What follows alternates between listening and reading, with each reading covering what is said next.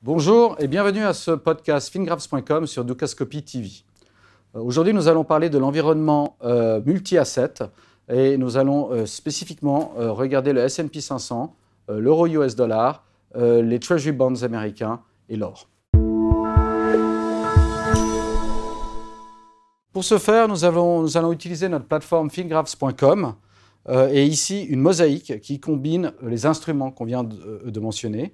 Tout d'abord sur la ligne supérieure en daily, donc pour une perspective sur les prochains mois, et sur la ligne inférieure en hourly. Ce qu'on peut dire avec cette vue globale, c'est que pour l'instant, le S&P est toujours à la hausse, mais est dans une consolidation à haut niveau, avec des retests haussiers depuis le mois de septembre. L'euro est dans une situation similaire ici, où il aurait fait ses plus hauts en août et consolide à haut niveau depuis. Les Treasury Notes, eux, sont dans une phase de distribution qui n'est peut-être pas terminée. Donc on ne peut pas encore confirmer un retournement des Treasury Notes à la baisse et des taux à la hausse. Et l'or, lui, est dans une consolidation intermédiaire qui pourrait trouver du support et voir un nouveau mouvement haussier sur les prochains mois. Nous allons maintenant regarder ces différents éléments en détail. Tout d'abord, le S&P 500, pour nous, sur le weekly, donc la perspective sur les prochains trimestres, nous sommes toujours dans une tendance haussière. Elle est certes assez exagérée, nos enveloppes se touchent, mais nos targets nous donnent encore la possibilité d'aller chercher 3800 et potentiellement sur les prochains 3 à 6 mois.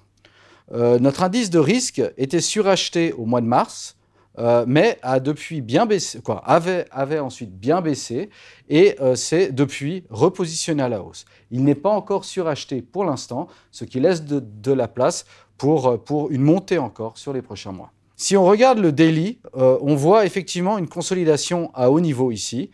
On a eu un premier mouvement de baisse, 2 retests haussiers. On pense qu'on peut revenir encore un peu ces 2 prochaines semaines. Puis, à partir de début mi-décembre, commencer mouvement haussier qui pourrait nous emmener jusqu'en début d'année prochaine, potentiellement jusqu'au printemps, et vers des niveaux qui pourraient être proches des 3900 et des 4000. Notre risque index, pour l'instant, est un peu suracheté, ce qui justifierait d'une petite correction intermédiaire.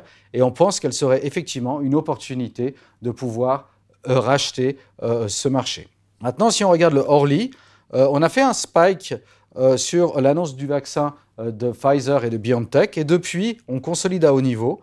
On est toujours légèrement haussier, mais on s'approche par contre doucement de la zone de surachat. Donc on pense que ces prochains jours, on pourrait faire un nouveau top et corriger sur une semaine à 10 jours, donc sur début décembre à nouveau, où nous pensons que nous pourrions voir alors une nouvelle opportunité d'achat.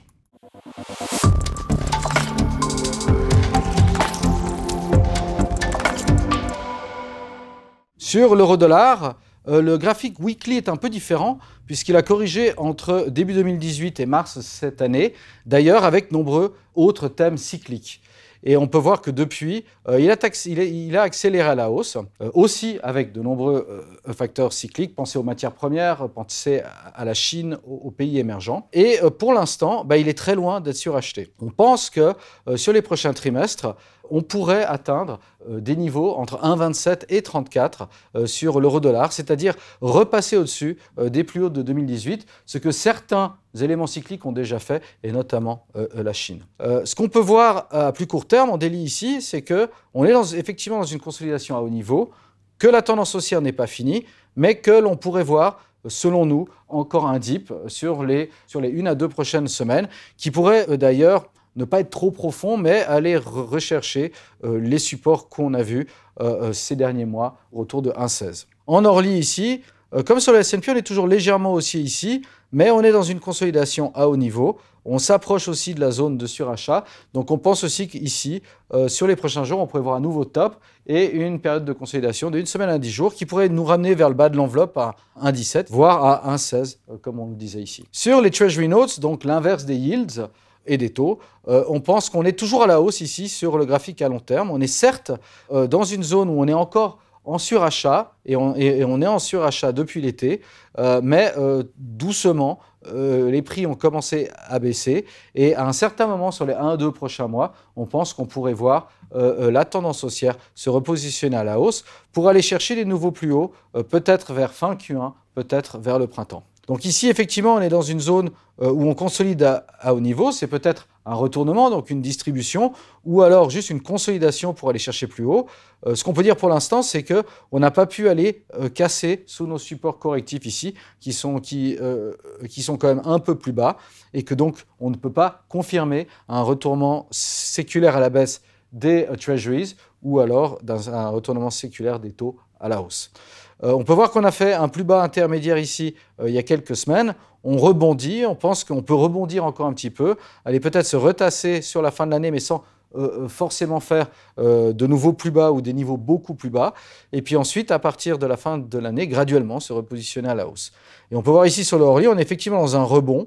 On pourrait passer au-dessus des résistances et ce rebond pourrait continuer encore peut-être pendant 1 à 2 semaines. Et puis ensuite, un retracement sur la fin de l'année pour compléter ce qui nous semble être pour l'instant une phase de consolidation. Si c'est effectivement le cas et que les taux peuvent effectivement continuer à la hausse, un actif qui est bien, les taux à la baisse et les treasuries à la hausse, un actif qui est bien corrélé avec treasuries est l'or.